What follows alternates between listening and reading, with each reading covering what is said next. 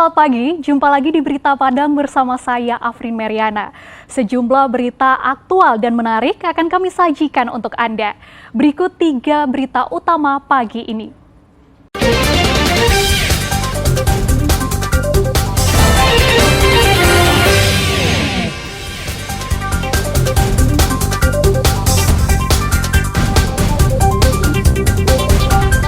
Residivis kasus pencurian sepeda motor di Padang diringkus polisi.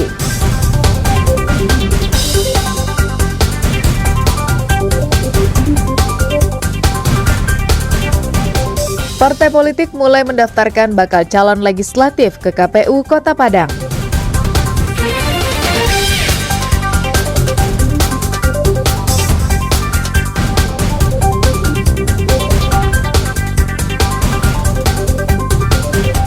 Banjir di Padang Pariaman, hingga ibu rumah tangga terjun ke sungai, kami sampaikan dalam Padang Sepekan.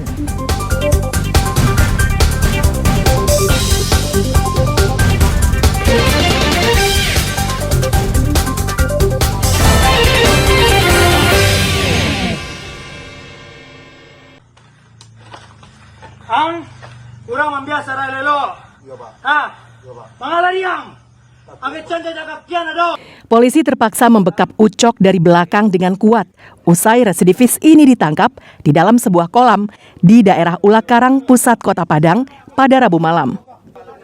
Sebelumnya, sang residivis ini berupaya kabur di kegelapan malam saat polisi datang ke rumahnya.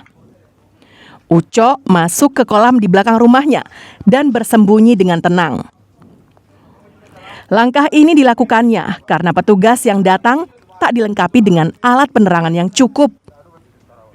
Namun dugaan Ucok salah besar. Petugas berhasil mencokoknya meski mencari Ucok menggunakan cahaya penerangan seadanya dari telepon genggam. Setelah tak berkutik, pria 37 tahun ini dibawa ke Mapolsek Batang Anai untuk pengembangan lebih lanjut. Tersangka ditangkap atas laporan seorang korban pada Maret lalu yang kehilangan sepeda motor di rumahnya di daerah Batang Anai, Kabupaten Padang Pariaman. Dari pemeriksaan polisi, tersangka mengaku sepeda motor curiannya telah dijual ke daerah Sumatera Utara.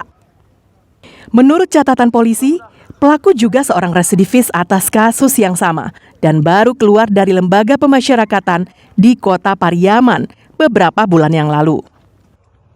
Kita langsung ke lokasi hari Rabu pukul 00.30 di Siriang Bandung beserta anggota, dan juga kita minta bantu dengan tim Kelewang Polresta Padang untuk menuju TKP mengamankan tersangka.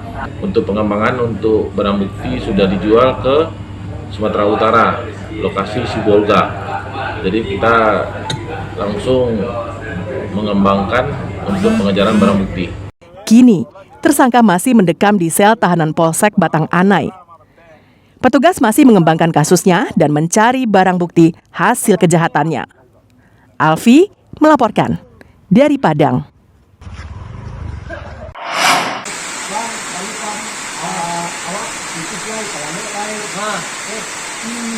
Pria Parubaya yang diduga sebagai pelaku pencabulan bocah yang masih duduk di bangku sekolah dasar.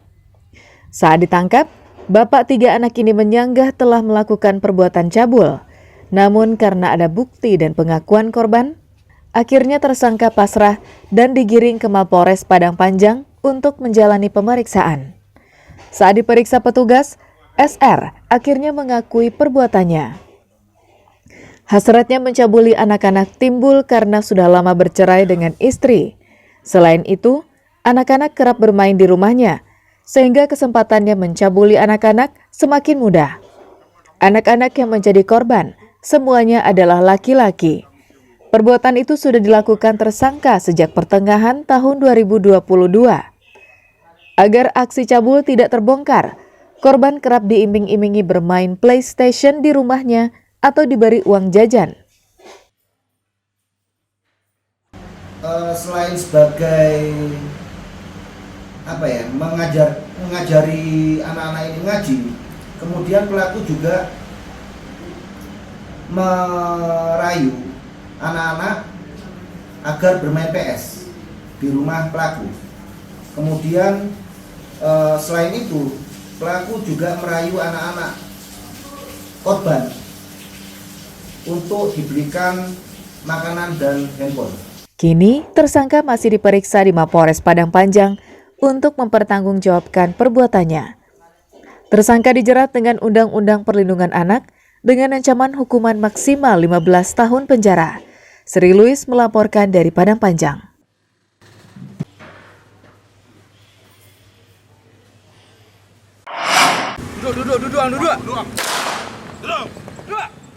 Polisi terpaksa melakukan tembakan peringatan agar AM bisa tenang dan tak lagi meronta. Lelaki pengangguran ini ditangkap polisi di daerah Mata Air di selatan Kota Padang pada Rabu malam. Pria 27 tahun ini ditangkap karena mencabuli anak di bawah umur. AM ditangkap setelah polisi berhasil memepet sepeda motornya. Namun pelaku yang sadar jika dipepet polisi bukannya berhenti, tapi malah memacu sepeda motornya. Tapi hal itu tak berlangsung lama, karena laju sepeda motornya tertahan karena diadang sepeda motor polisi lainnya. AM ditangkap atas laporan orang tua korban karena dituduh telah mencabuli anaknya sejak tahun 2021 hingga korban hamil. Kepada polisi, tersangka mengaku berpacaran dengan korban dan sudah menjalin hubungan asmara cukup lama. Pelaku juga mengakui kalau dirinya mau bertanggung jawab, namun keluarga korban tidak mau menerimanya. Kami di unit PPA Polresta Padang di backup oleh tim Kelewang telah mengamankan tersangka yang diduga telah melakukan persetubuhan terhadap anak di bawah umur. Tersangka tidak proaktif dan berusaha untuk melarikan diri. Dengan kesigapan tim Kelewang bersama rekan kita dari PPA berhasil mengamankannya. Kini, pelaku terpaksa harus mendekam di unit perlindungan perempuan dan anak Polresta Padang. Ia melanggar undang-undang tentang perlindungan anak dengan ancaman maksimal 15 tahun penjara. Alfi melaporkan dari Padang.